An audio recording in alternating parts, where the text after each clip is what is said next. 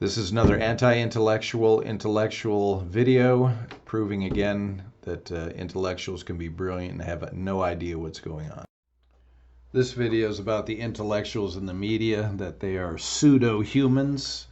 When it comes to this coronavirus hysteria is one particular example anyway.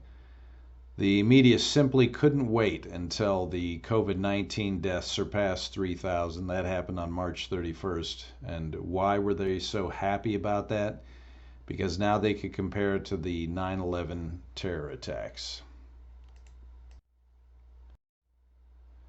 Some examples of newspapers and outlets comparing this: USA Today, the New York Post, ABC News, the Today Show, and the New York Times, all exploiting this idea that now we're over 3,000 deaths, so it's worse than 9/11, so you should be very afraid.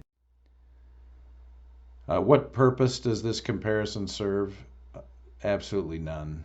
8,000 people die every day in the United States for a variety of reasons, nearly 3 million a year. So every single day we could report about how much more death there is than 9/11. So how is the COVID-19 and 9/11 comparison helpful? The answer is it's not helpful at all, unless you happen to be a journalist, in quotes, trying to keep the public panicked so they'll continue to read your articles.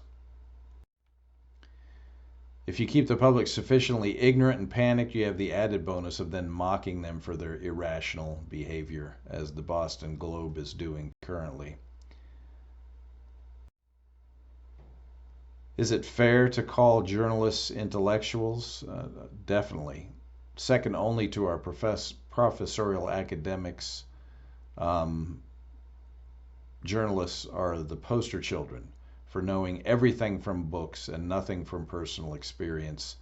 And they think because they've read a lot of books, they're experts on everything. They rely on their intellect rather than empirical experience.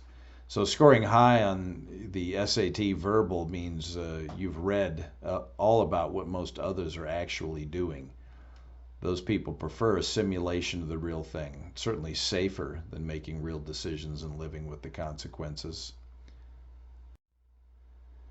As Boris said in the movie Love and Death, when his lover complimented his sexual performance, "I practice a lot when I'm alone." Our media intellectuals get a lot of practice also.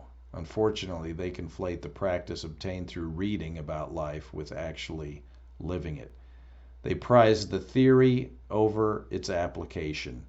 And to use a golf analogy, they're more concerned with the form than where the ball lands. Of course, there's nothing wrong with reading or writing, but there is something horribly wrong with deliberately manipulating others with your words, particularly if the real motive is your profit.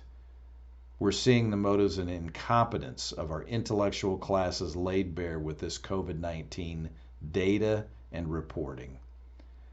Have no fear, they will all have a good laugh at your expense when it's all over. They already have.